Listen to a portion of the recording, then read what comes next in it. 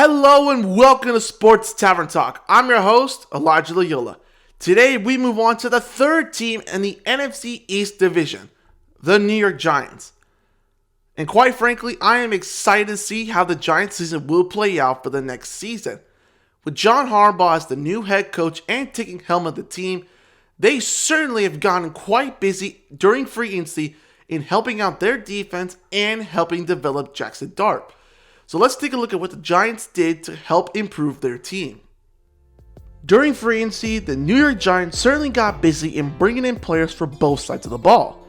Starting with the offense, Harbaugh was able to bring in fullback Patrick Ricard and tie in Isaiah Likely on multi-year contracts to help the offense in both the running game and giving Jackson Dart a reliable target. They did also bring in wide receivers Calvin Austin and Darnell Mooney on free agent deals to be more offensive weapons to be used since Wan'Dale Robinson left the team to sign with Tennessee. The Giants also did bring back three of their offensive linemen in Jermaine Luminor, Evan Neal, and Aaron Stinian to bring veteran presence for the offensive line rotation. As for their defense, they have a lot of great names on there like Abdul Carter and Dexter Lawrence, with many more still there. To improve that even further, they brought in linebacker Tremaine Edmonds and cornerback Greg Newsome with veteran presence and starting caliber play. With all of this in free agency, they're still looking forward to improve even more with the draft when it returns to bring in high defensive players or more players on the offensive side to help develop Jackson Dart. The Giants are already off to a great start after their free agency frenzy to pull in all these players and more. Now, with the draft coming up, there are a lot of ways the Giants could go forward to, whether using the first round pick in developing Jackson Dart or getting a high defensive player. Either way, there's nothing wrong with how the Giants could go. But in my mock draft, I have them starting out on the offensive side before looking forward to the defense. So let's take a look at the mock draft I have set up for the 2026 draft for New York. In my mock draft for the Giants, I had them selecting Carnell Tate at number 5 overall to help bring more firepower to the offense, and then getting a starting caliber safety in Emmanuel McNeil-Warren in the second round. Following through, they would draft 2 offensive linemen for rotational depth, and heading all the way to the 6th round where they used their final 3 picks, they would bring in a running back and a tight end for rotational depth, and 1 linebacker to help them out.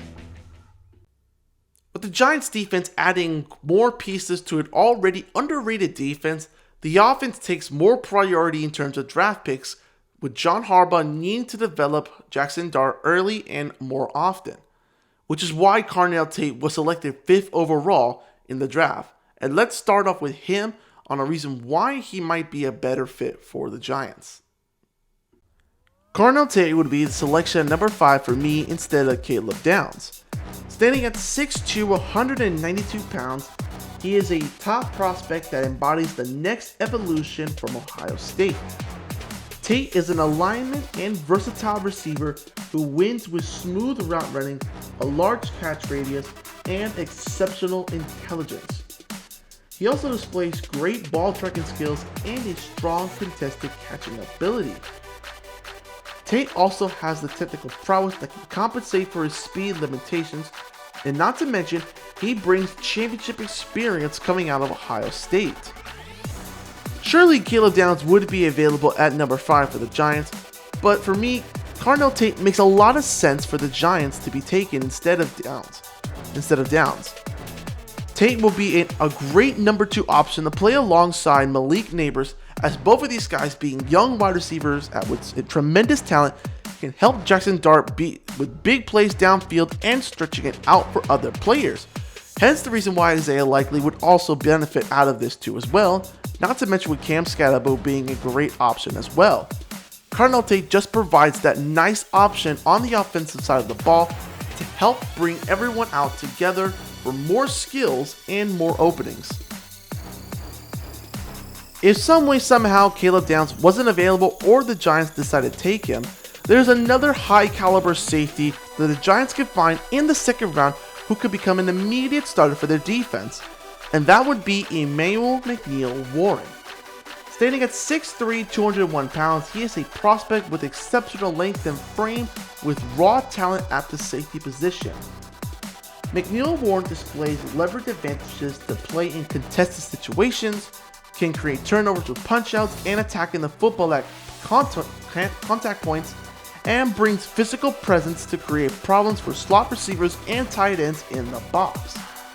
Emmanuel can also trigger with authority when playing downhill, with conviction, has improved his zone coverage skills year after year, having better anticipations to make quarterbacks throw in dangerous spots, and also brings a competitive nature to make game-changing plays as it is shown throughout his college career.